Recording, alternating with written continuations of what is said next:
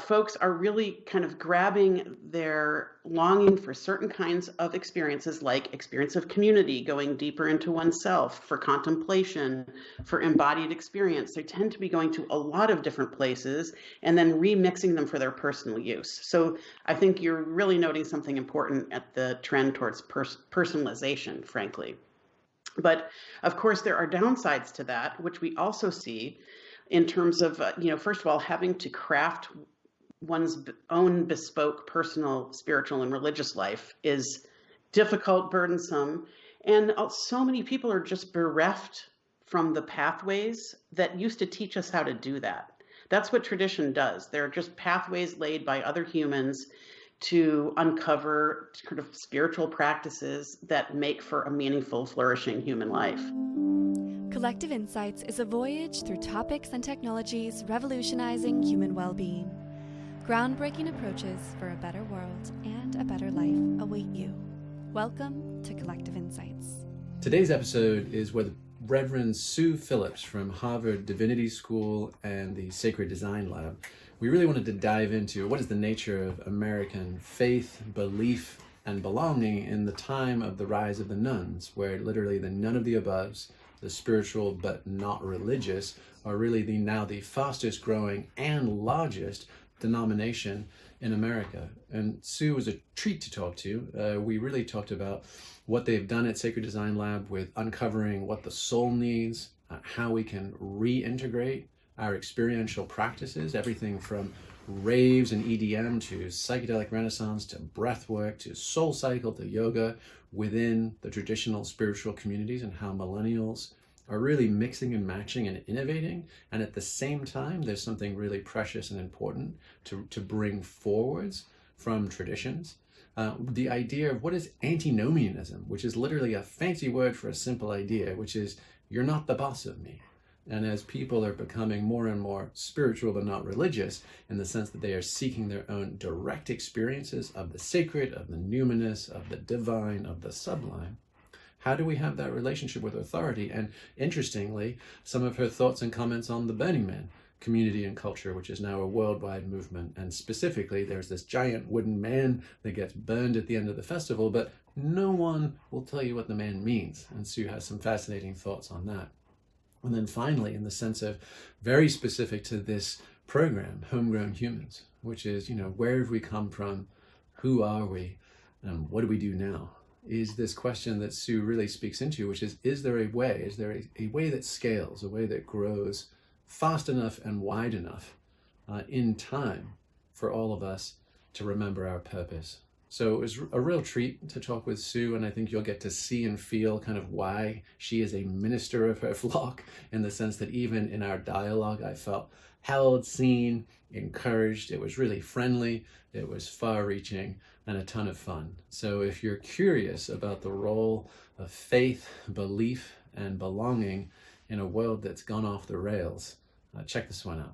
Today I'm happy to welcome the Reverend Sue Phillips, the Ministry Innovation Fellow at Harvard Divinity School, as well as the co-founder of the Sacred Design Labs and the joint partnership between the Fetzer Institute and Harvard Divinity School, How We Gather, which is a project on millennial faith, belonging, and community in America. So Sue, thank you for coming. Welcome to HomeGrown Humans. It's great to have you. What a pleasure, Jamie.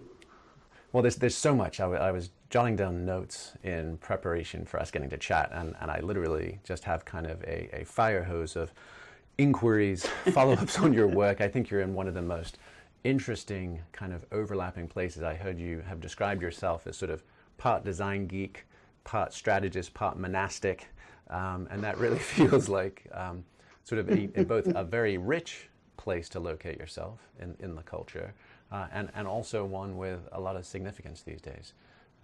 So, I think, there's been tons of press on the recent, the sort of ongoing Pew Research Foundation studies on religiosity and faith in this country. And obviously one of the milestones that we crossed a few years ago was the idea that the nones, the sort of none of the aboves, spiritual but not religious, became the sort of the fastest growing, and also now, for the first time, the largest portion of our population, and there was a lot of sort of death knells for organized religion, the kind of collapse of meaning that we've been seeing. So just orient us a little bit before we kind of jump into some of the details. What is your sense of that demographic shift, and how do you sort of see that it came about, and where is it pointing us?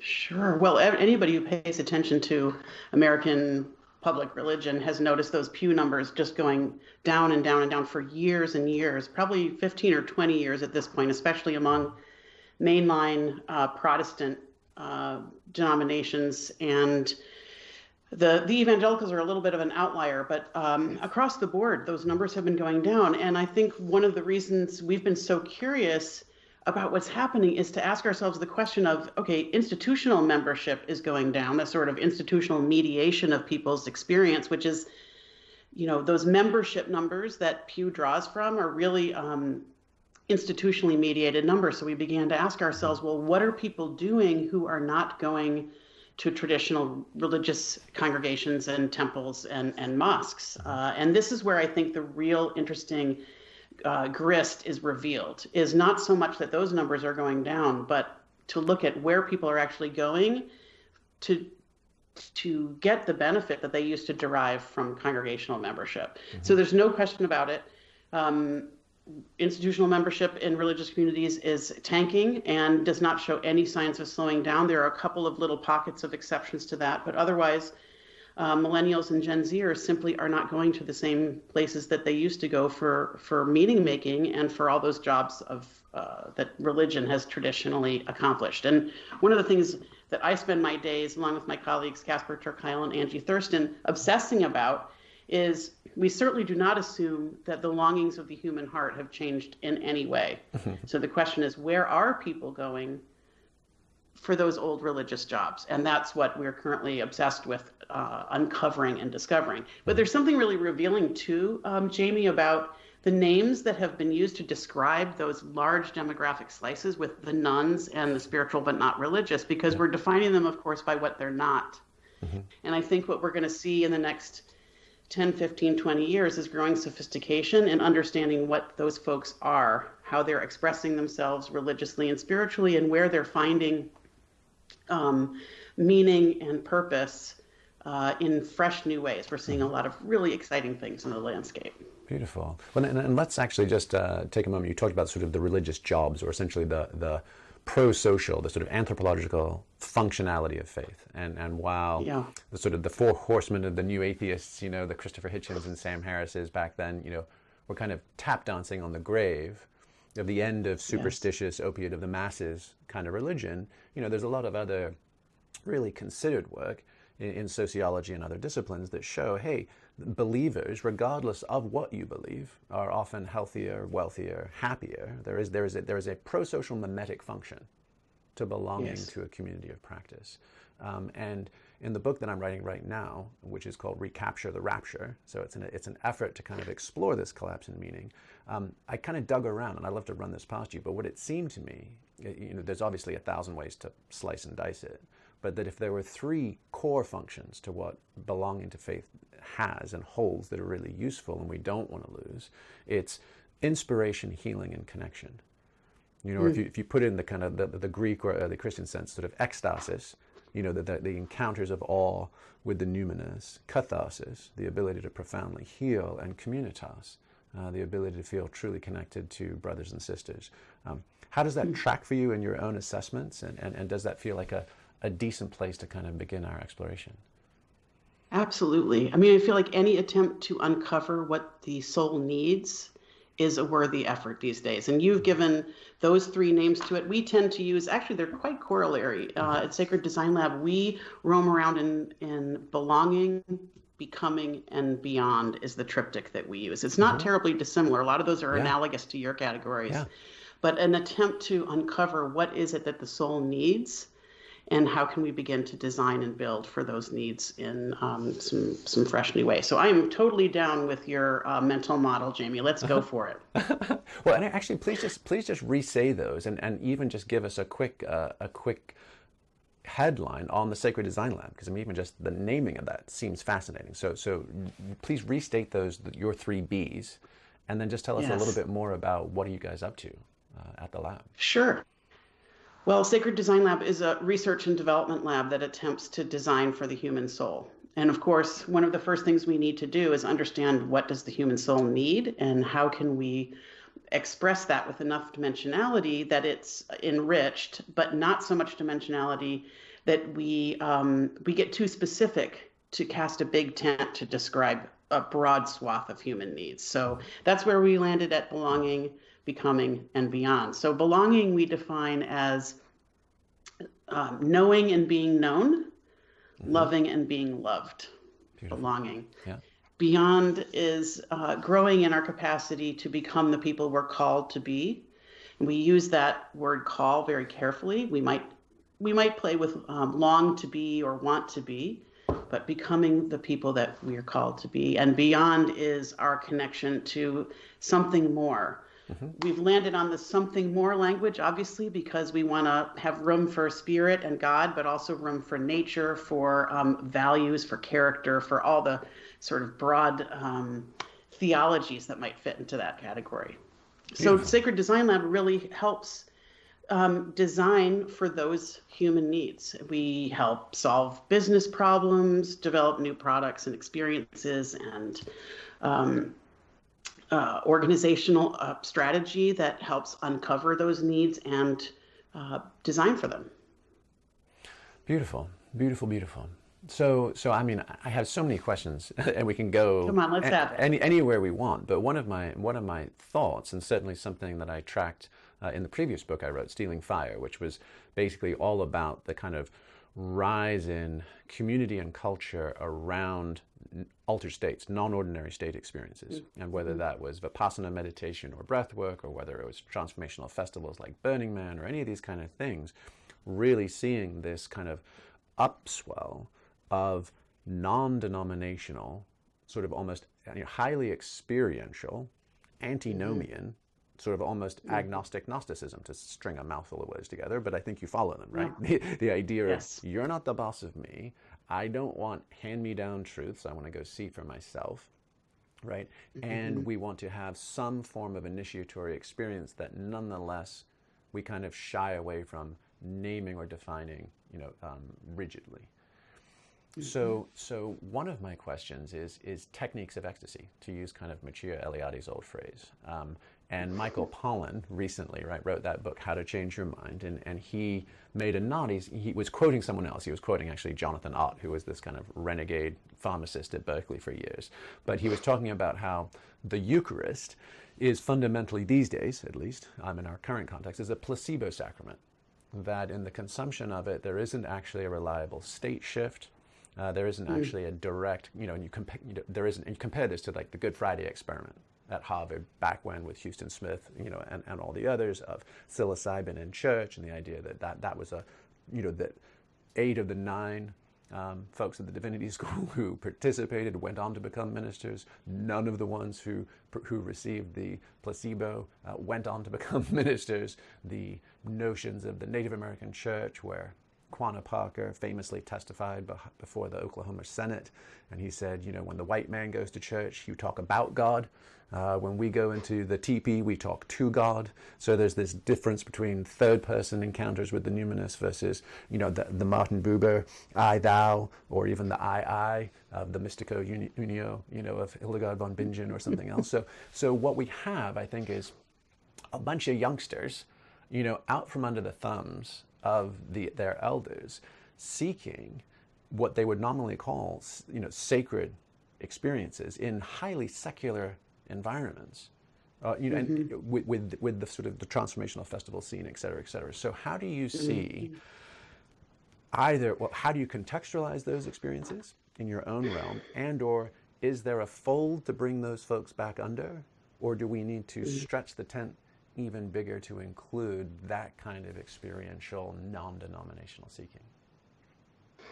Yes, what a good question, and way to drop a whole range of theologians across the centuries to serve the question. First of all, we speak the same language. Well, for one thing, to connect it to the demographic shifts you mentioned at the very beginning, one of the things we've noticed over and over again is that millennials and Gen Zers are very comfortable unbundling and remixing those religious jobs. So instead of a one-stop shop like your local temple, where they would get a whole suite of services and experiences meant to appeal to all sorts of senses and ways of knowing, epistemic approaches and experiential ones. Folks are really kind of grabbing their longing for certain kinds of experiences, like experience of community, going deeper into oneself, for contemplation, for embodied experience. They tend to be going to a lot of different places and then remixing them for their personal use. So I think you're really noting something important at the trend towards personalization, frankly. But of course, there are downsides to that, which we also see in terms of, first of all, having to craft one's own bespoke personal, spiritual, and religious life is difficult, burdensome. Yeah. And so many people are just bereft from the pathways that used to teach us how to do that. That's what tradition does. They're just pathways laid by other humans to uncover kind of spiritual practices that make for a meaningful, flourishing human life. So on the one hand, you've got like generations that are increasingly bereft of those pathways, needing or wanting or longing to sort of create their own, but wondering where to go find them. So it doesn't surprise me at all that we're seeing a trend towards sort of immersive, intense experiences that are like this one-off blast off into sort of altered states and ecstatic experiences, partly because that is what people know to recognize as a spiritual experience. I think part of what gets lost in all that, Jamie, is that spiritual practices really are meant to be slow burns. They're not meant to induce, broadly speaking, not meant to induce an immediate altered state. That's part of why we call them practices, because their value accretes over time. And it's in the intentional return to ongoing practices in community that, most of the religious world would claim is part of the recipe for that fulfilling life. So on the one hand, we understand why people are seeking experiences like that, but I would like to place it in the context of loss, that it's not embedded in a more fulsome environment replete with a wider range of opportunities to grow one's soul over time.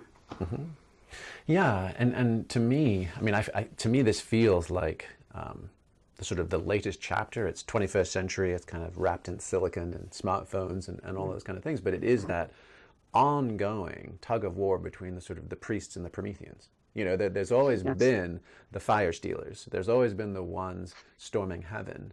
And then there's often been the priest class saying, hey, that upsets our orthodoxy. We are the self-appointed middlemen to God. Don't you dare try and do an end run. And whether that's Joan of Arc, or St. John of the Cross, or, you name it, right? It's generally hasn't been welcomed with open arms when people name or claim an I-thou relationship or an I-I relationship. Third person hand-me-downs, okay. Tool of social control. The second and first, pretty sketchy and often really, really repressed quite strongly. So how do you, and you made a great case there. You said, hey, I think they call them spiritual practices for a reason. But that I want to tease apart, is that just, shut up and say your Hail Marys? Or are there actually spiritual practices that reliably disclose access to the sacred that have either atrophied, fallen away, or that could be innovated and adapted? Compare this to like a core power yoga or a soul cycle, right? And you even mentioned the evangelical, the exception to growth. Protestant mainline sagging, even, and mainline Catholicism outside of colonial places, also collapsing. But evangelicals, the more experiential elements are actually booming and thriving. And then, throw in the kind of easy examples of Hillsong, which if you look, that's where Justin Bieber and the Kardashians and a lot of pro NBA players and things have been going. They've got, in fact, I think GQ did an article called Hype Priest and it was talking about the hipster priest, the skinny jeans and the earrings and the leather jackets. Oh, yes. Right, the whole thing. And if you look at their services are indistinguishable from an EDM concert. You've got smoke cannons and huge production value and jumbotrons and amazing sound, so they are leveraging techniques of ecstasy. Sex, drugs, rock and roll. Minus the sex in these situations, right? But they're definitely harnessing, light, sound, music, breath, concerted movement. Compared to smells and bells, it feels like mainstream folks don't have a chance. So what is your sense of how to reintegrate the direct and experiential practices that everyone seems to be going out and seeking anyway, within something resembling a lineage tradition? Is that possible? Well, it is, in my judgment, so true that the traditional religious communities have been completely flat-footed in terms of robustifying their delivery systems for the human wisdom that they are the stewards of. And what we see in Hillsong and many evangelical communities is a lot wider palette of sort of idiomatic expression, which is so ironic, of course, because the theological core tends to be so orthodox, and the transmission of that core also tends to be orthodox, which is held in authority. I mean, religious liberals are much less attached to authority, obviously almost by definition, but much worse at delivering the stories and the methods, if you will, of those practices in a relevant new way. So, I mean, to me, that's a problem not of content, but of delivery system. And I think Hillsong, for example, has sort of nailed, in some ways, has nailed the delivery of ancient technologies. And I think to think about ancient technologies might be a helpful lens here, because when I hear about Hillsong, or I go to temple on Friday, or attend other religious services, I see a cosmology of religious practices. There's song, there's text study, there's preaching or interpretation, there's naming of wisdom teachers, there's multi-generational connection, there's a sense of a built set of practices over literally over a year, where there's a liturgical arc and liturgical calendar. So to me, that's an alphabet of spiritual practices that different religious communities put together in different ways. And I think that's what folks who go to Burning Man are doing too. All those elements, and I don't want to paint with too broad a brush, but a lot of those elements are very much in place. It's how they're being delivered that is dramatically different. So when you talk about reintegration, Jamie, I don't have a lot of hope for mainline denominations and traditions, especially in the United States. I don't think there's any way to redeem those old congregational delivery systems.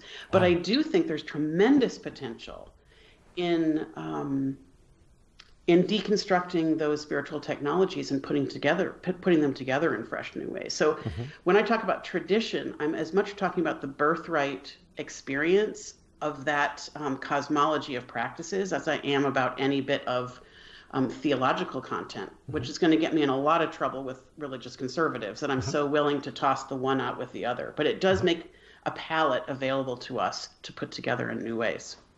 Yeah, and I noticed in one of your footnotes, you cited very explicitly Clayton Christensen, the Harvard Business School professor, his book, The Innovator's Dilemma, and that idea of like, how hard is it? Because I mean, at any institution, but certainly a lineage religious institution, is by definition conservative. Something amazing happened back when, and we are trying to conserve or preserve the truth of that teaching.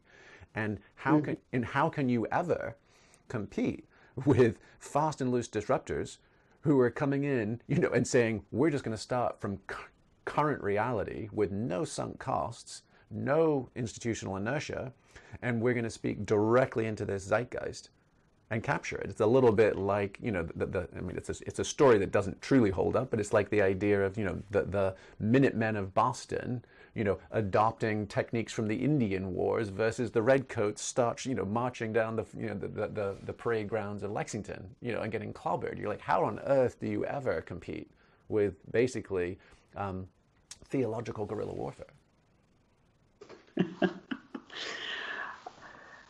Well, what you see as new, I see as old. So I'm not quite as willing to think that people are actually inventing new ways of entering into this content. I think it's just the 21st century expression of what has probably always been true about humans is we're grasping to put the world together in a way that we A, find ourselves in, and B, helps us feel the way we want to feel. That we probably do agree on. But Jamie, we've gathered hundreds of innovators over the years, spiritual and community building innovators, and we've asked them over and over again, and these are folks who lead what are in essence spiritual communities, even though they may not call themselves that, sort of communities oriented around meaning. And we've asked them, and to just give us a few examples. What kinds of communities are they? Sure, like the Big Quiet, which is a New York and now national mass meditation effort, which convenes meditations in places like Madison Square Garden and New York Public Library and museums and big public spaces. Or the Dinner Party, which is an effort that gathers people around tables throughout the country, kind of hosted 8 to 10 person small group tables to talk about experiences of personal loss. And there are hundreds of examples of communities like this doing super creative things. By the way, totally divorced from any traditional denominational structure or delivery system of traditional religion, but nonetheless doing similar jobs, just to go back to Clay Christensen's framework. And we've asked them, what do you need to really thrive? Because these are sort of independent efforts that are not well connected in community. And other than business models for ongoing economic sustainability, what we heard from these leaders is that they are absolutely longing for elders. They do not feel accompanied by folks who have attempted to do the same things before. And what's more, they don't feel that they have company in their life just to witness their own struggles as leaders and to grow in their capacity as leaders. What they're asking for is not coaching. It's not traditional expertise. Let me deliver to you how this should be done. It's really literally just being accompanied as humans. So I bring that up as an example because I don't buy the fact that these one-off ecstatic experiences are actually that satisfying over time. They may result in an altered state that expands our imagination for what's possible and therefore allows us to pursue it. And I don't want to discount that. But when we pluck those experiences out of a package of spiritual technologies that provide a more fulsome experience, like elders and sort of the transmission of wisdom, we actually lose dimensionality. And I am not arguing for that dimensionality on theological orthodoxy grounds. It's not to transmit belief. It is to transmit knowledge that a more complete package of practices is more powerful over time to help our souls grow into the people we're called to be. Yeah. So I know that was a lot of words, but I think that dimensionality gets lost in these one-off attempts, and I think that's important. When we can design for that, then I'll agree that we're nailing it.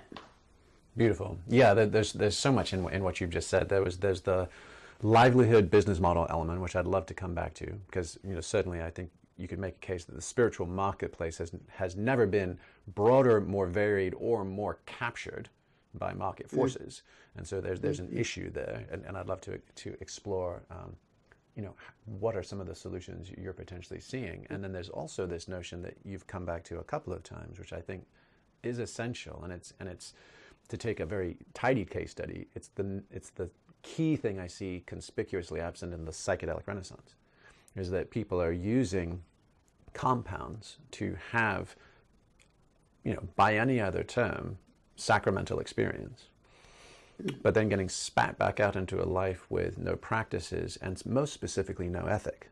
There isn't a sense of in service of what, and untethered from that, which has never been true in all of human history. Any sacramental initiatory experience has been closely governed, closely chaperoned, all sorts of onboarding and integration pre and post, and a filter of elders making sure you got what you were supposed to and didn't go off on a jag. And instead, we're more in the situation now where we've sort of found the toy box full of firecrackers, and we're just setting them all up, like breaking the sticks off the bottle rockets and hoping they'll go where you point them. And That's right. And they tend not to. So given, you know, and there's another thing where you mentioned the elders and the yearning for elders. I'm a Gen Xer. We grew up in the Reagan years. It was relatively slim pickings. And so we had to look back to the baby boomers. We had to look back to the Beats and the counterculture and the civil rights movements, the anti-war movements, the back to the land movements. Like, that was sort of our fodder. And I almost, in retrospect, it almost feels like we were like Japanese blues aficionados or something, obsessing over American blues because we didn't have it ourselves, you know. So we went back and we studied that stuff because we were in such a dry spell ourselves. I'm noticing that millennials seem to have a generation gap amnesia about what the baby boomers did, and I imagine it's because it's their parents, and so nothing your parents did could be relevant or cool. And what I've been shocked by, especially in the progressive, again, the sort of, you can peg it as West Coast conscious culture, you know, but you know, it's all over the place, which is putting it into all the same ditches. Lots of magical thinking, lots of deference to guru-like, you know, people. They're Instagram gurus now versus living on an island someplace. But how do we reconcile the acute antinomianism, like literally the resistance or refusal to defer to authority figures, the echo boomer kind of, you know, resistance to study the lessons of the past, and yet a yearning for eldership at a time where everything is just in time. Like, literally, don't even make me sit through 4 years of college. I want to go to YouTube or Khan Academy. Like I am unwilling to be disengaged, bored, or submit to anything other than what I want right now. How do we balance eldership, a world of ethical commitments that supersede our own experiences, and somehow steer this greased pig to the finish line? First of all, I wish I knew the answer to that question, but what we can do together is kind of gesture towards some clues. And of course, what the set of traits and problems that you've just described are, to my mind, examples of essentially how we are hardwiring through technology and other kinds of mediations, brains and hearts of younger generations that make it less likely that they will seek and find what the soul needs. This is part of why I'm going to map all those behaviors right on to social isolation, mental health crises, and the sort of other epidemics of that we need to have a major cultural reckoning for. That these are, to my mind, these behaviors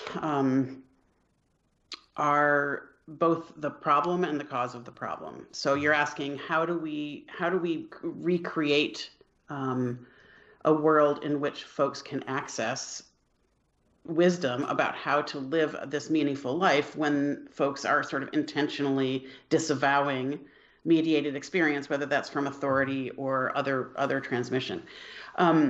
Honestly, I think in the end, the longing for what people know they need will bring them back to traditional pathways, not necessarily theologies and specific texts, but for looking for those throughways to help them get a grip on what they most need in their lives. This is one of the things that has always confounded me about these demographic changes, Jamie, which is that youngers have always demonstrated behavior of stepping away from traditional religious communities, for example. Even in the 50s and 60s, there are only a few studies, but the few that exist suggest that people who are younger, especially in the 20 to 30 year range, go to church and follow those traditional pathways in lower numbers than they do when they're older. So I do want to say, I don't think this is necessarily a permanent shift among youngers. I think I do think we're going to see some return, frankly, as there's a maturation in their ability to name their own experience and to look for the places that hold possibility for them to actually meet those needs over time. So that sounds very altruistic in my view, that sort of folks grow into their awareness of their own needs, and then they go and find it. But when we combine that with what I hope is a cultural effort to begin improving the distribution network, if you will, of some of those ancient technologies, we've also got a reaching back. And I think it's that combination that might make a difference over time. Yeah, and I mean, I think it goes back even further than the 50s. I know in taking a look, I'm sure you know John Butler's Awash in a Sea of Faith. You know, that sort of... I don't. Tell me about it.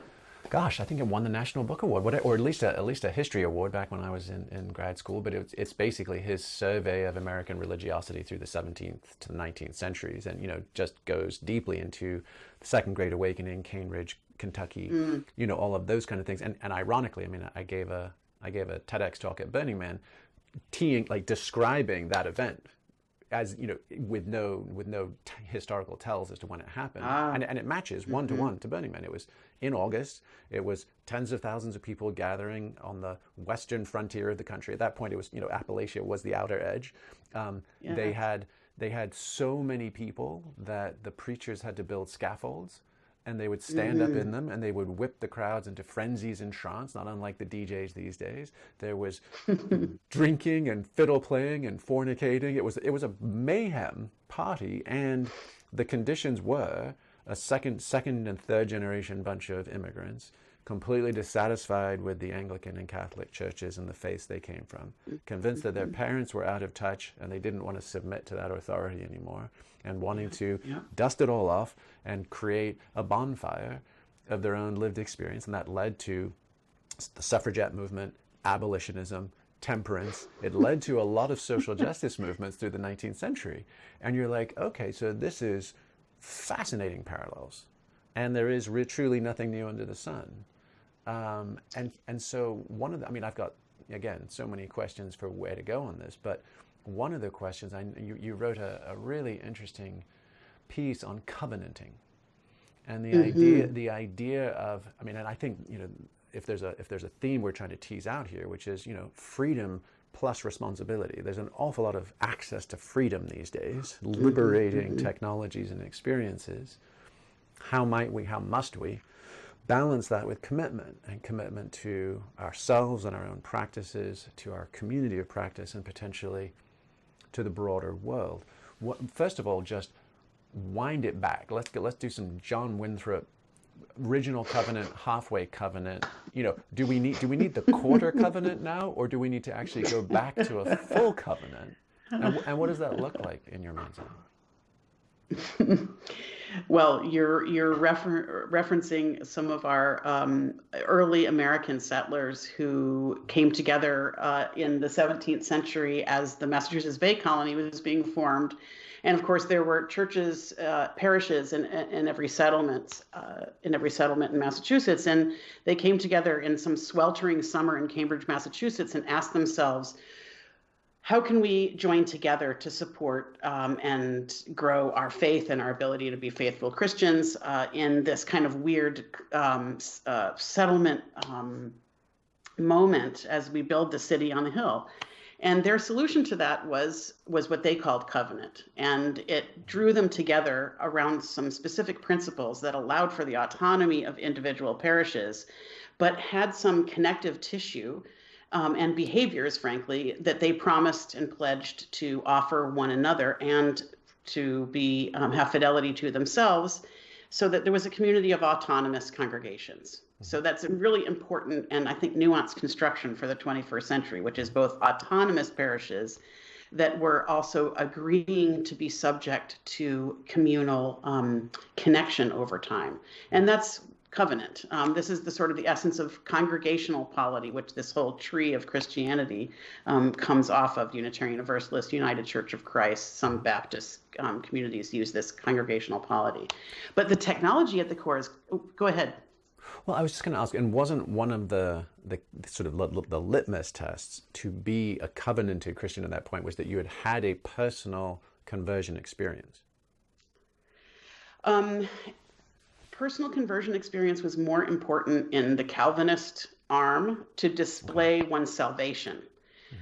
So you're right that theologically, having this ecstatic experience proved that you were sort of predestined, that you were saved, which is a sort of a different concern. The Congregational Polity Covenant was really about connecting communities of Christians to each other. It was less about individual experience than it was on a community basis. And I think the genius of that technology is that it provides both for autonomy and connection. And that's why at Sacred Design Lab, we think and talk and write a lot about covenant, because I mean, to my mind, it's an inspired solution to the challenges you and I have been laying out about how we have sort of autonomous individuals seeking their own sort of religious and spiritual path, but how do we still stay connected to each other? And covenant is a kind of spiritual technology that can be agnostic about what are the grounds of our connection, but can still kind of knit together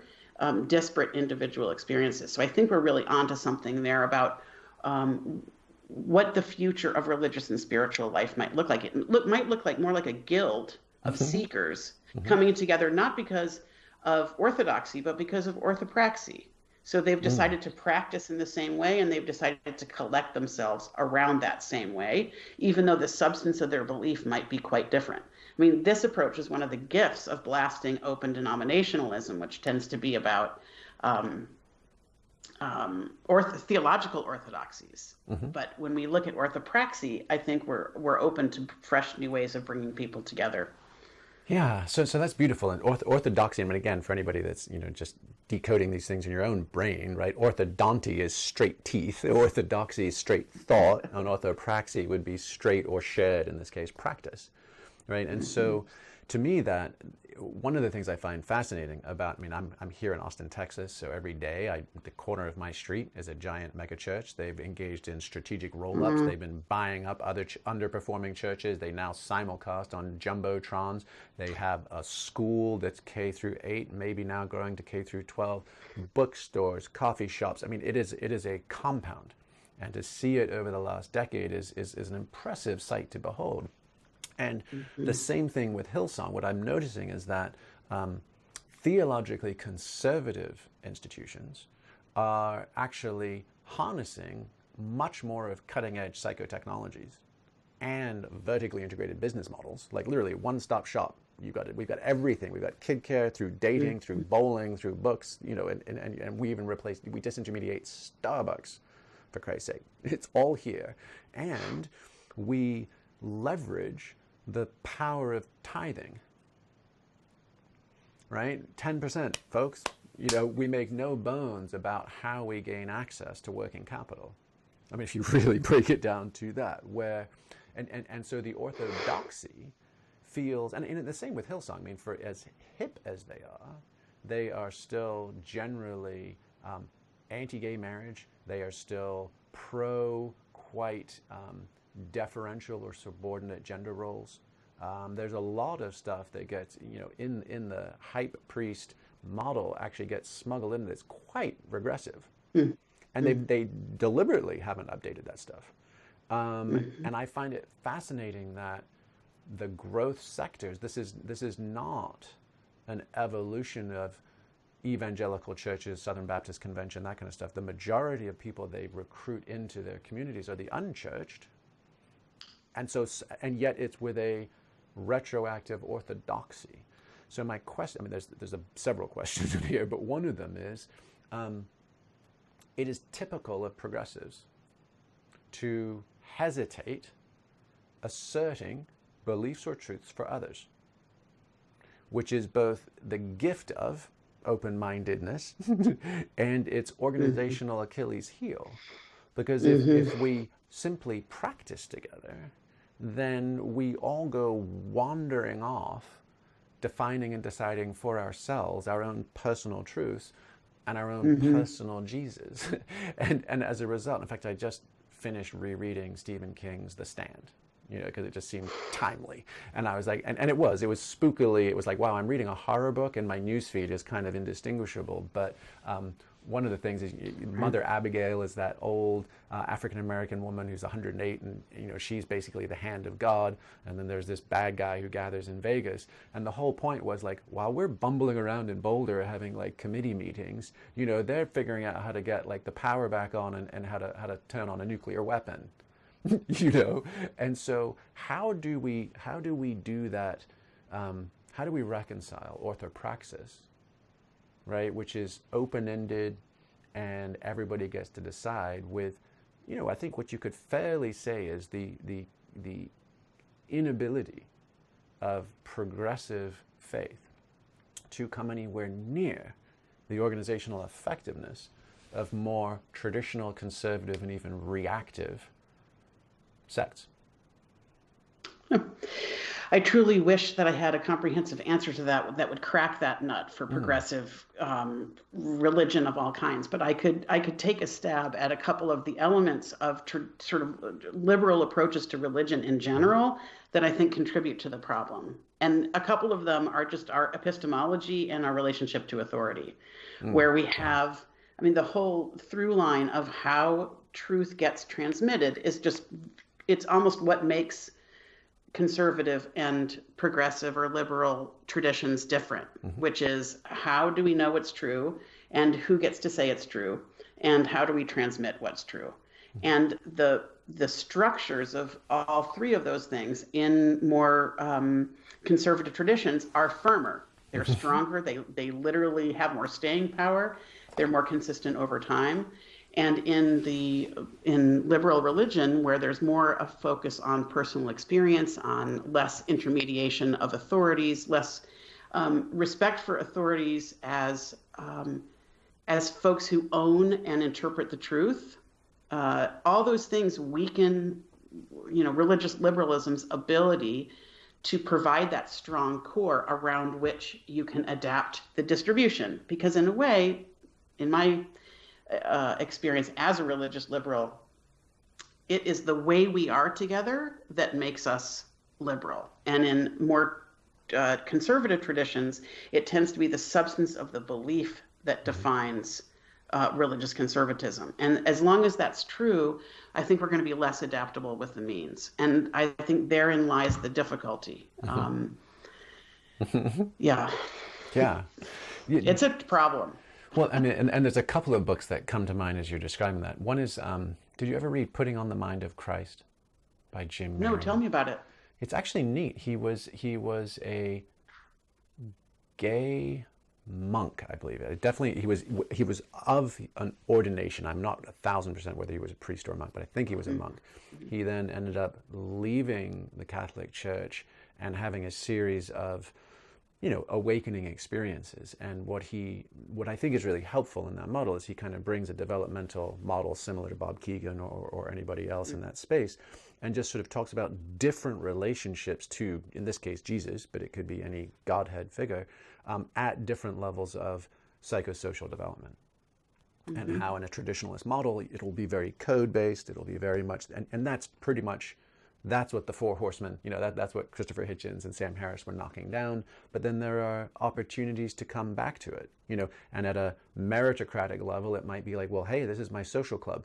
This is my network. I want to be participating because it matters to me in those ways. And then the next level of individual or sort of communalism might be, this is, a lot of what you've just described. And I think, the last few decades of Unitarianism would be at that level. It's the jokingly, it would be the sort of Whole Foods and Subaru crowd, but it's saying, hey, like, we belong together, let's celebrate. And then there are, then you would get into the higher levels of direct and an ongoing relationship with the numinous. And it's just neat because it at least gives people tools if they feel like, oh no, I'm a recovering Catholic, or oh no, I left the church. It's like you did leave a church, you left a version of the church. And as you've grown, you might find, it's a spiral, and you might have a capacity to come back to it.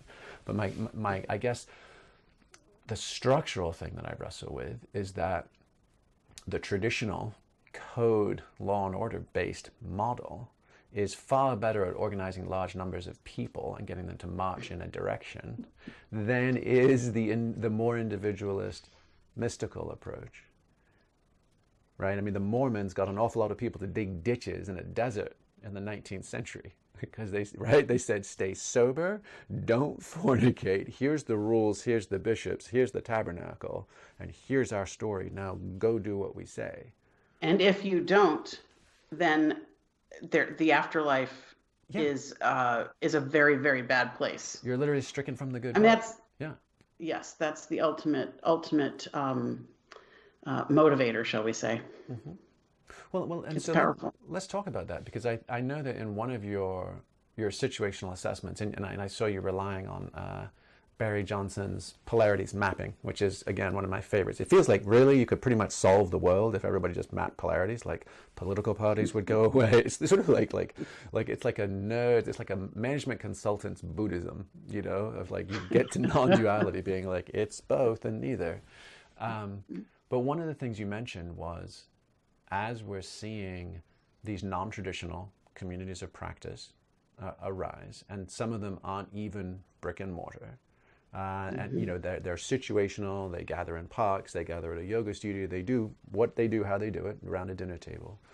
That it's tricky to justify the tithe. It's tricky justifying the subscription or the membership model, right? That is effectively what churches have been. That the archdiocese gets a cut. Right. When they're saying, "Well, what have you done for us lately?" And how do you, and again, to contrast that with the evangelical megachurch on my corner, who's got a very good tops down funnel. In fact, have you seen them? I think they're called the Mighty Gemstones. Have you seen that show? Yes, I have. Yeah. Crazy. Yeah, funny, really funny. And I read a thing by I think it's Danny McBride, who's the mulleted lead guy, but also who can forget the writer, right? And he's like, we yeah. wanted to make it as accurate as possible. We didn't want it to be a disrespectful send up. But when you look at how they've done it, you're like, oh my stars, like no wonder that crushes. So what is your sense of how to go from orthopraxis, basically, highly localized orthopraxis. We get together and we do a thing, but no one tells us what it means or what to do with it, with anything resembling a meshwork or a hierarchy of more synchronized and integrated movement for a common cause. Yeah. Well, you've named so well that what's sort of missing in more progressive expressions is a centralizing influence, and that's there's not a lot that's drawing people to the center. Whether there's a core that people can point to as being worthy of support in and of itself. Like if you look at the congregation on your own corner there in Austin, first of all, that is a one-stop shop.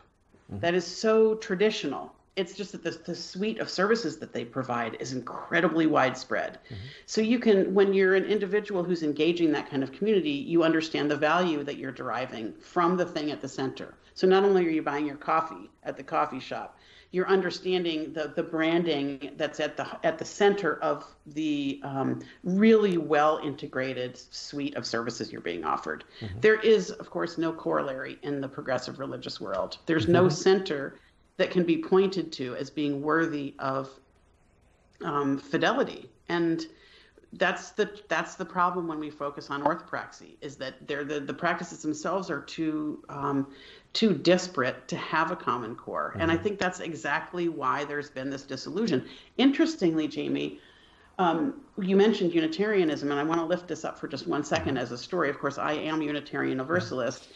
But the tent of Unitarian Universalism, which is a small denomination that has Christian roots in the United States, they are covenantally connected congregations with enormous theological variety. There are Christian congregations, there are atheist and humanist congregations, there are congregations of all theological stripes. Wow. And that is a very rare exception about how you can contain such theological diversity within what is still a denomination. And the reason is covenant, because they're connected by their practice of connecting by practice. It's very meta. So there doesn't have to be so much agreement on the substance of the practice, but there is on the ability to place oneself and one's congregation in intentional relationship with others. That's what covenant is. So if, to the extent that I see promise for something emerging from the progressive religious world, it's going to look like that. Again, just back to that guild notion. But I don't think it's ever going to look like your church on the corner there in Austin. Yeah, I mean, it would just never get out of committee. No central brand. It would never get out of committee. I mean, and we look at a lot of the social justice movements these days that are sort of, they briefly rally around common cause and then end up often imploding around difference and that sort of yearning for orthodoxy. Actually, a Unitarian minister came up to me at a conference in Vancouver last year where I had just given a talk sort of on some of these themes. And he's like, I am so frustrated because everything you're saying is exactly who we are as Unitarians and what we've been doing forever. And, and playfully I was kind of like, well, sort of, but on the other hand, look at the scoreboard right now. like having the ideas are perfect. But on the other hand, like, we're getting our clocks cleaned, yes, by other forces. I mean, for me, the closest I've seen is in that sort of antinomian collectivism has been the Burning Man community, in the sense that you have millions, literally millions of people around the world at this point who have had that initiatory experience. And I think it's saving grace and its Achilles heel is that no one will ever tell you what the man means. Right? It is, and that's different than if it had simply been a new age hippie counterculture. It's got an anarchist San Francisco punk rock, like element, which will just like smack that stuff out of your hand the moment you get too precious with it. But as a result, it is also subject to capture. So it's this wonderful anarchist open source experiment, and on the other hand, other forces can come in, and for me, I mean, I guess I fully acknowledge my own lenses, but while there's a lot of tittering and nervousness or anxiety in the conservative religious space that Burning Man is this debauched, depraved thing, I think it's the most post-apocalyptic mystic Christian ritual I've ever seen. The night, I mean, there you've got the man who sits up there and everybody, idolizes him, worships him, does, like hat tip, this is the dude. But come Saturday night, it's like, bring us Barabbas. They're like, it absolutely turns, and the crowd becomes the bloodthirsty, right? They want to see him go down. And it's almost this ancient, it's the sort of Tom Robbins to Robert Graves, it's the sacrificial king. And he now becomes the scapegoat, and he purges all of our sins for the new year of bounty, and we go forth. So it's fascinating to me to see how these things never die. And it seems to me what Burning Man is so good at getting at are what are those essential needs. You can almost see the entire liturgical canopy on display on the playa. And also, but one of the things that captivates me about Burning Man, Jamie, and of course you would know this better than I would, but there's all these communities. Burning Man is not just a mass of colors that have no connection to one another. There's all these communities embedded in practices. Each community has sort of a gift that they offer up in service to the larger community. That's the kind of, I would say that is covenantal in a way. So the connection is, there's autonomous communities on the playa, but there is a commitment to the kind of the core covenant of Burning Man, if you will, which is not only practices, there are actual beliefs that are at the center that everybody agrees to be down with, at least for the time that they're having that experience. And I think that's why I agree with you that Burning Man is an example of these kind of orthopraxies at their best, even though there's a kind of cataclysmic ending, cathartic cataclysmic ending with the burning of the man. I think that's just fascinating. Yeah. And also the temple, elements are right? There. I mean, and the fact the temple almost, I mean, I'd be curious as to your experience, as a Unitarian minister, but to me it feels about as Unitarian as you could imagine, in the sense that it borrows and integrates architecture from around the world. It's sort of a neither here nor there, but it has focal points. You know, it has, in a sort of Pythagorean sense, it does everything that sacred geometry always has. And and it's, you know, overwhelmingly, like, if I'm ever moved to tears, it's in that space. It's the profound humanity of people putting memorials to loved ones, lost ones, you know, writing their prayers, and then, you know, and then ultimately burning that to the ground in silence. That's the opposite of the Saturday night bacchanal. It's Yes. reverential silence, and literally, you know, sending our prayers to heaven in the smoke. And so a question I have, I mean, in this notion, I mean, that is very much a quintessentially American, postmodern, you know, outburst of our experiential religiosity. I guess you could make a case. I won't state that definitively. But if we go back to someone like Harold Bloom at Yale, you know, who wrote Omens of Millennium, he wrote The American Religion. He was fascinated with the just wonky Gnostic American spirituality, you know, through Shakers and Quakers and Mormons and, you know, and everyone. You know, he made a case. He said America is a Gnostic country, but it has forgotten that fact. It has literally spent a couple of centuries forgetting that it's at its core is a technology of remembering, of anamnesis, of initiation. And he said it's fundamentally, it's both hermetic, it's a secret tradition, and it's heretical, you know, because it's about anthropos. It's about, like, that city on the hill that Winthrop talked about way back when is actually populated, you know, if we take it to its fruition, to its full apotheosis, by anthropos, you know, by Adam Kadmon, by, right, the sort of what you would find in Kabbalah or the Gnostic traditions, perfected man or perfected human. What is your sense of that sense of, you know, if you perceive, first of all, just anything uniquely transformational and even alchemical that is here in this American tradition? It's almost as if we're sort of sifting through the wreckage, you know, of the last few centuries. But is that something worth resurrecting, as it were? Well, for myself, I've always been more concerned with how we survive everyday life experiences than in the kind of exceptional, ecstatic experiences. So I can't say that I'm that interested in the question. You'll forgive me for it would be a good Unitarian Universalist to reject the question. But I feel like Nice. I think what is a much more important question is how people live their everyday lives and survive what comes our way. And to my mind, that's not. I don't have to reject the truthfulness of your premise to say that I'm less interested in identifying trends that have to do with kind of explosions of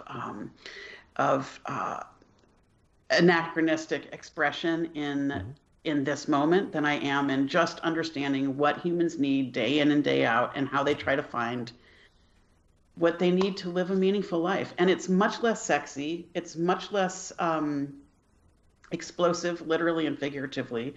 It tends to be dogged in its attempt and everyday in its expressions. And that's where I think that's where the real meat of this conversation lies, is in how, like, everyday people create an everyday world of meaning around them. And when we can crack that nut, Jamie, that is a world that I'm trying to build and ready to live in. Beautiful. Beautiful. And to clarify, I think probably in my enthusiasm to pose the question, stopped halfway. Let's hear the other half. Well, my hope, and really, you know, the title of this series, Homegrown Humans, is based on that. It's based on Dorothy not becoming the new wizard in Oz. It's Dorothy coming back to Kansas. Beautiful. Right, and with helping hands, you know, like that Zen ox herding parable, right? The idea that we're not done if we think we're standing on the mountaintop getting the Instagram selfie. You know, we're done when we come home, you know, and all the cliches, and see it for the first time, blah, blah, blah. But for me, that notion of being anthropos is the possibility of becoming a twice-born human. the possibility of realizing that we are just, as Carl Sagan said, just made of star stuff, and that this lifetime, and these relationships, this community, that's the miracle, and we cease to yearn to escape it, and we come back joyfully with a desire and an interest to serve, and with and essentially already knowing that our lives are forfeit. So that we are, and this is what I'd love to touch on with you now, which I think actually, fully braids these threads, which is how we unlock what Martin Luther King called soul force, what Gandhi called satyagraha, right? Because in this age where it feels like everything needs to be done, and there's so much grieving, and there's so much injustice, and in that, there's a lot of rage, and there's a lot of reacting. And I think we're in real peril of even the folks who are nominally on the side of social justice losing their grip on soul force.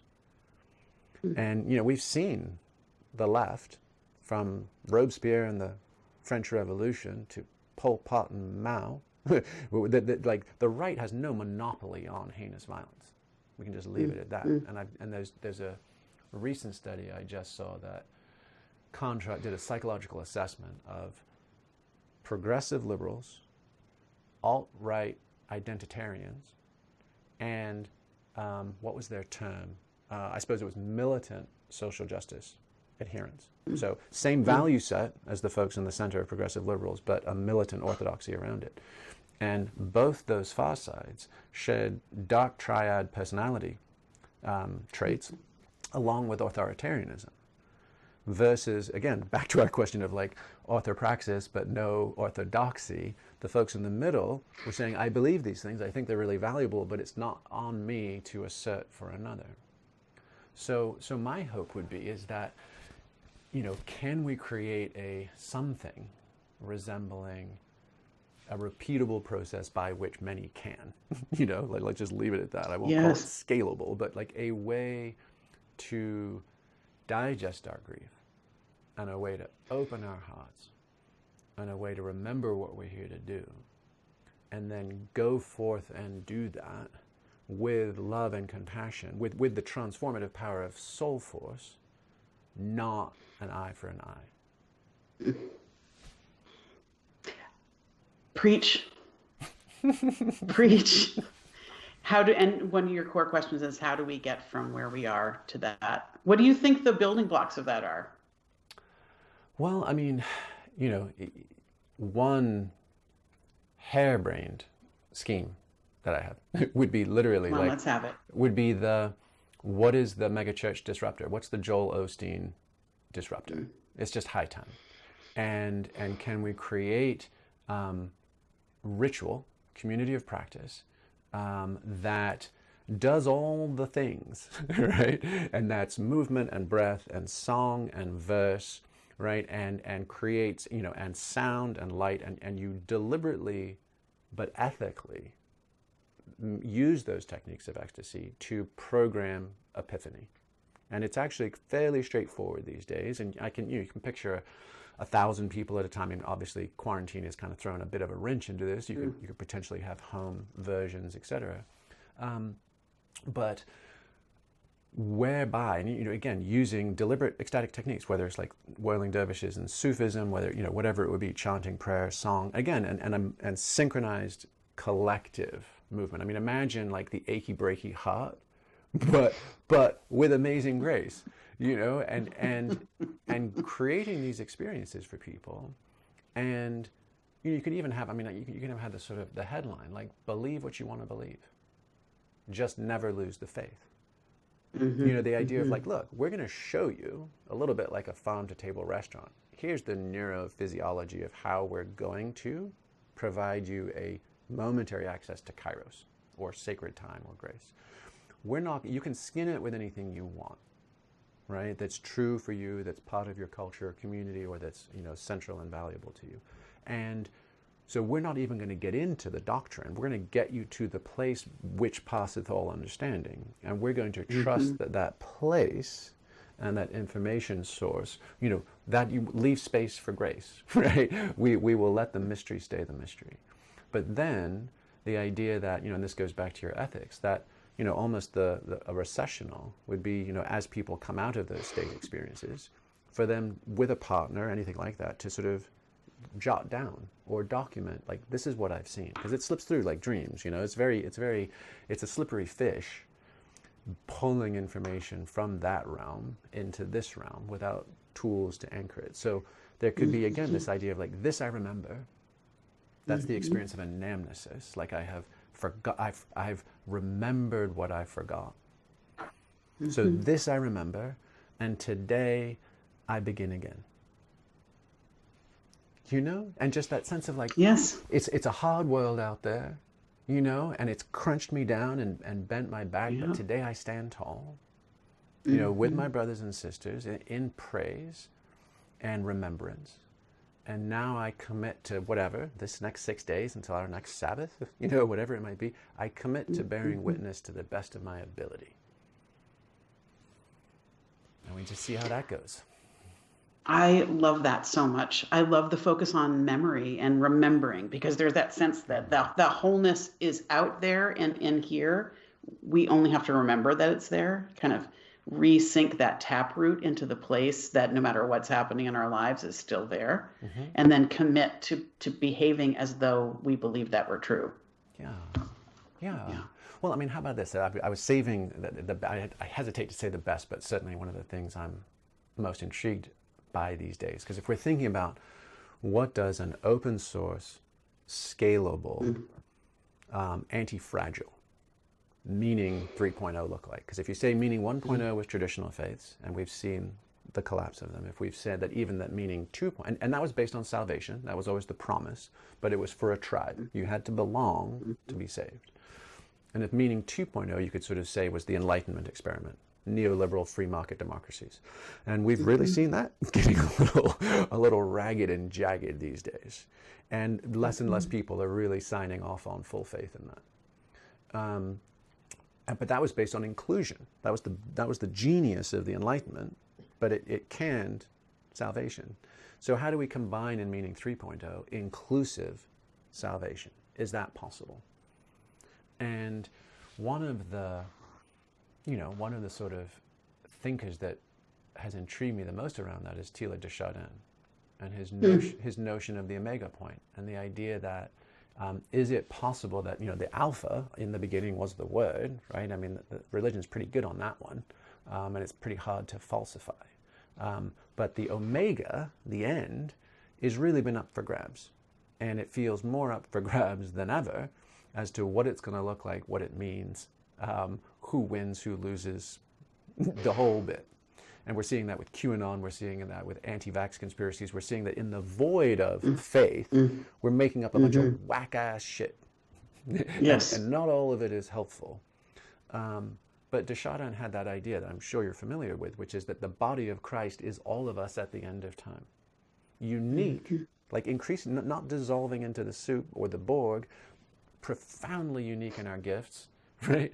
But connected in our shared recognition of this moment. And he said there's going to be 3 intersecting arcs, and we won't know how this goes to the last minute, which is the arc of the carrying capacity of the planet, which I thought was pretty profound for someone in the 30s to 50s writing about this. But he says that's one. And then the other is basically those drawn to say yes to this prospect and those opposed. And it's going to be a crisscross crash. And then he even goes as far as saying, and it has to be this way, or the redemption of it wouldn't be that interesting. It wouldn't be good enough. Or it wouldn't work. Yeah. And you kind of think, like, for generations raised on Death Stars and X-Wings, and Death Eaters and Hogwarts, and even matrices and machines, like, we're wired for this. We really are. Like a small band of rebel misfits against all odds at the 11th hour, pulling victory for freedom, from the faces of darkness. And left to our own devices, we come up with some really crazy shit. this is part of why I feel like tradition is such the whole transmission of practices and pathways of encountering these realities is so vital, precisely so that we do not have to make up our own stuff. I mean, the greatest liberation I have experienced as a spiritual person is in not having to create my own religious world, is actually beginning, because I was unchurched, beginning to appreciate the gifts of tradition that I can take and put together with a community of other people to create a life that is genuinely flourishing. I am so delighted I did not have to make stuff up. I would certainly be as capable of coming up with just in wackadoodle theories that nonetheless scratch the same itches and as religion has in other centuries. So that's my hope. My hope, and I'm going to come back to that word of remembering, because I think in a way there are so many opportunities for us to tap into what we can remember if only we get a little help from traditions of the past. Again, only in terms of the practices, not so much in terms of the beliefs, although there's a lot of flourishing communities that are rooted in those beliefs that I would never want to diminish with my refusal to center orthodoxy. But Jamie, I think that's a world that we can create. And I hear you asking over and over again, how do we do it? And why has progressivism and liberalism failed so completely to do well what religious conservatives seem to be doing better?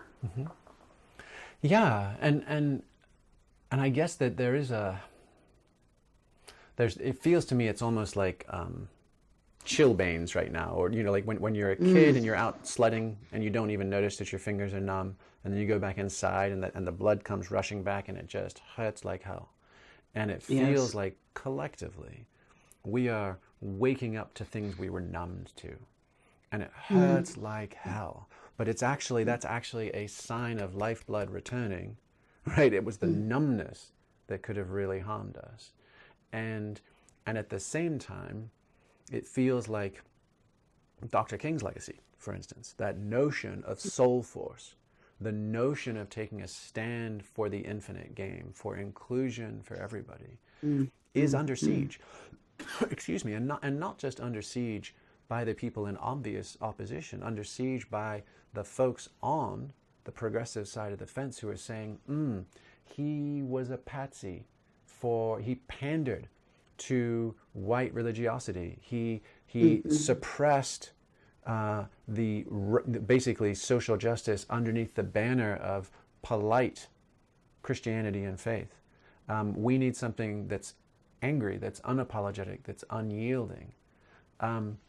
What is your sense of that legacy of King? And he was obviously he drew on the Bhagavad Gita, he drew on Emerson and Thoreau and the Unitarian movements, he drew on all of it. And to me that feels profoundly and essentially American, but it also feels like it's potentially more at risk than maybe it's ever been. Well, first of all, I should say I'm not a scholar of the civil rights movement in any way. But what I understand and have a gut sense of is that, one of the shorthands that James Cone, the great Black liberation theologian, has given me is through his books, is a sense that Malcolm X and Martin Luther King were part of a continuum of response to the movement moment in the 1960s, and that Martin Luther King was actually super tactical and strategic and intentional in what he drew from and what he inspired and who he was trying to inspire to activate change. I don't have any illusion that Martin Luther King thinks that should be the only tactic in that vast continuum. And I think in a way we're faced with the same kind of questions, is like, what is the range of responses to systemic injustice? And I don't see Martin Luther King as isolated, but as a part of an ecosystem of responses to those injustices, of which he was a part. And there were more radical, literally militant, literally people bearing arms with the Black Panthers. So I guess I have some core faith that it's actually that range of responses that we need, partly around that polarity mapping and management that you talked about earlier, that there's something essential in the solution that will really bear fruit, that we have that range and that they stay in tension with each other, and that there's something very dynamic about the search for that equilibrium and the process of discovery within that, even if we don't land in any one place. Although I hear you loud and clear raising some flags about how the extreme left can begin to look like the extreme right. Yeah. I mean, and my sense is that there is a sort of, we are all choking on our undigested grief, and that grief is increasing. And in fact, a friend and colleague of ours, Zach Stein, who was at Harvard Ed School, he recently said in a book, we are entering an era where billions will watch while millions die. And that sense of just crushing, overwhelming realization of the pain of human experience. For me, as try as I might, in college and grad school, I studied everything but the European and Western tradition. Everything but.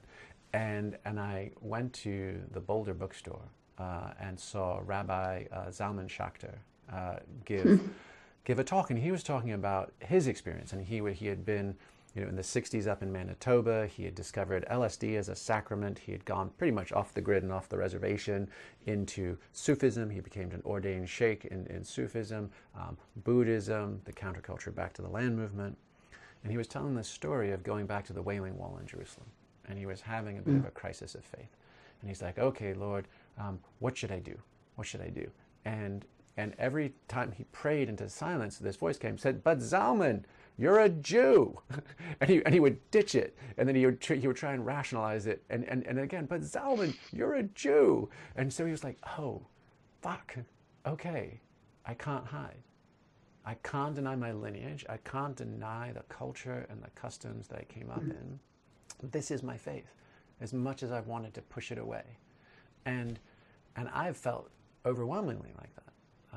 My whole, I suppose at a minimum, young adult to adult life around Christianity. It was the sense of, back to that traditionalist thing, having very little time or belief in the orthodox bureaucracy of the last 2,000 years, but constantly getting pulled back to the archetype of the Nazarene and realizing, it felt like Buddha was sort of like the Roger Federer of enlightenment. He was so effortlessly graceful. You're like, are you really even working at this, buddy? I'm not feeling the same thing I feel when I try to do what you look like you do. And like Lao Tzu, you're like, amazing, but like he just shows up. He's completely out of time. He's fully formed. And he's just this laughing mystic, completely attuned to life. And any time you screw it up, well, that's because you weren't in line with the Tao. And you're like, okay, neither of those gives me a whole lot of guidance on this highly ambivalent clusterfuck that is my life. and so this, right? So the notion of the Christ has felt profoundly resonant, and it feels like that intersection of Kairos and Chronos, like we're in this world, but we're not of it. You can feel as filled with grace and possibility as possible, but you're there nailed to the tree of being born, dying, seeing everything you love turn to nothing, of being betrayed, of being filled with doubt, of feeling abandoned, and having to do it anyway willingly. So for me, I guess that's my question is there space for a cosmic Christ? And again, the branding issues are so pronounced that my sense is like the Omegans, that's where Desjardins really has lit it up for me. I'm like, oh, well, maybe we could call it that. Is there space for the Omegans at the end of time? Because, and like as we march each other home, because like the other crazy thing, for me at least, is that the cultural touchstones that to me speak most poignantly about the Christic initiatory experience aren't from Christianity at all. It's like Pema Chodron, Tibetan Buddhist nun, and she says to be alive is to be continually thrown out of the nest. Leonard Cohen, a Zen Jew, is saying, you know, there's a crack in everything, it's where the light gets in. A broken, you know, and a perfect hallelujah. You know, Chongzi in China is like joy bathing. We heal ourselves through the experience of bliss and joy, like wabi sabi in Japan. Like, you're like, oh my gosh, I think this is everywhere. I don't think this is a stitch up from the Middle East, and I certainly don't think it's some preacher man, you know, telling me how to live. It feels so universal and so essential to the human experience. Yeah, I mean, that's my question. Is that possible? Is there a chance to, without enforcing dogma or doctrine, to share truly the good news that for all of us around the world, there's the possibility of being Omegans together. There's a possibility of walking each other home.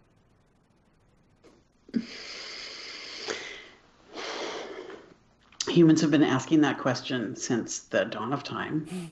Is what is that, and how can I get there? Can you please help me? Can we go together? Can the people I love, will the people I love be there waiting for me when we get to that place? And what gives me hope that that's possible, honestly, Jamie, is thinking of this world as a cathedral stained glass window. You can see that's one of the idioms that matters to me. Full of refracted light, barely boundaried, merging colors together, and believing that there are so many expressions of that longing and that the kind of human transmitted chances we have to discover both that longing and meeting it. You just gave us a huge range of cultures, times, places, idioms, beliefs, theological frameworks. And I genuinely like to see that all part of that same stained glass window, where it's the reaching for that I think honestly is the core human condition, not the finding, except in rare cases. And I know that your life has in some ways been devoted to the finding and the intentional reconstruction of experiences that will get us to that next experience, that next level, so that we can expand our imagination for what's possible for us. I love that so much. What a worthy pursuit. And at the same time, I feel like it's the longing that makes us who we are, not the achieving. And if we can find ourselves in good company as we're longing together, to me, that is everything. That's the whole thing. Beautiful. Beautiful. Thank Perhaps. you. Well, it's a frightening and scary place to live, though, isn't it? Oh, yeah. And to be sure, I actually, if I've been some advocate for like climbing mountains in real life as well as metaphorically, it's because it feels really fun, something to do, and the views give us more of a sense of life down on the flats. Yeah. But everything you're advocating for is actually where my heart is, more and more and more. I feel it. I feel it. And it just feels the missing link. It feels like getting high is pretty easy these days, staying high, and even more to the point, getting grounded is the magic. Living with yourself when you're not feeling high is, I think, the challenge of all challenges. But the way that you articulate that horizon is everything to a longing people. That could be enough. Being able to name that horizon that we're aiming for, that might be enough to keep us going. And you do it very well. Well, thank you so much for everything. I mean, I wanted to talk to you about, maybe I'll even just say it because what the hell, we're here. But the Church of Beyonce, that Grace Cathedral, I'm sure you must have. Fantastic. Yes. See, fantastic. Right? It's that everything. Is so rad. It's things like that where you see those kinds of innovations and you're like, okay, so that's for women of color, that's LGBTQ folks, that's everybody welcome. And my sense, and I just kind of dropped this stitch when we were talking about Anthropos, because I didn't want it to feel esoteric, individualistic, or overtly ascendant. Because my sense is that in our living tradition in America is the sort of arcana Americana, is this, which is our redemption songs, and do you know that Dolly Parton tune "Traveling Through"? Did you ever hear that? I don't think so. I will send you the link because I'll look it up. It was for that. It was on the soundtrack for Transamerica, that movie with like Felicity Huffman, but it's gorgeous, and she does it at the Oscars. She's just by herself on stage, and she just brings the house down, and my sense is like, but juxtaposed between like Dolly and Beyonce, is the entire African American spiritual tradition, jazz, blues, gospel, country, folk, and it's all the same. It's all, I've been down so goddamn long it looks like up to me, and I rise up singing. It's like I'm going to tell you my woes, and we're going to rise up singing. And that to me is like, if we have something in our back pockets right now that is like a superpower, it feels like that. It feels like those redemption songs. I think you're onto something. There are glimpses there of the way that we can give expression to the things you and I have been talking about in fresh new ways that just feel so important. Anytime we can name Beyonce and Dolly Parton as like the theologians that they are, so grounding too. So grounding. That's a space I want to live into. Awesome. Amazing. Sue, thank you so much. Thank you, Jamie. This episode of Collective Insights was hosted by Jamie Wheal and produced by Jacqueline Loera. This podcast is for informational purposes only. The podcast is not intended as a substitute for professional medical advice, diagnosis, or treatment. You should not use the information on the podcast for diagnosing or treating a health problem or disease, or prescribing any medication or other treatment. Always seek the advice of your physician or other qualified health provider before taking any medication or nutritional, herbal, or homeopathic supplement, and with any questions you may have regarding a medical condition. Never disregard professional medical advice or delay in seeking it because of something you have heard on this or any other podcast. Reliance on the podcast is solely at your own risk. Information provided on the podcast does not create a doctor-patient relationship between you and any of the health professionals affiliated with our podcast. Information and statements regarding dietary supplements have not been evaluated by the Food and Drug Administration and are not intended to diagnose, treat, cure, or prevent any disease. Opinions of guests are their own, and this podcast does not endorse or accept responsibility for statements made by guests. This podcast does not make any representations or warranties about guests' qualifications or credibility. Individuals on this podcast may have a direct or indirect financial interest in products or services referred to therein. If you think you have a medical problem, consult a licensed physician. This podcast is owned by Neurohacker Collective.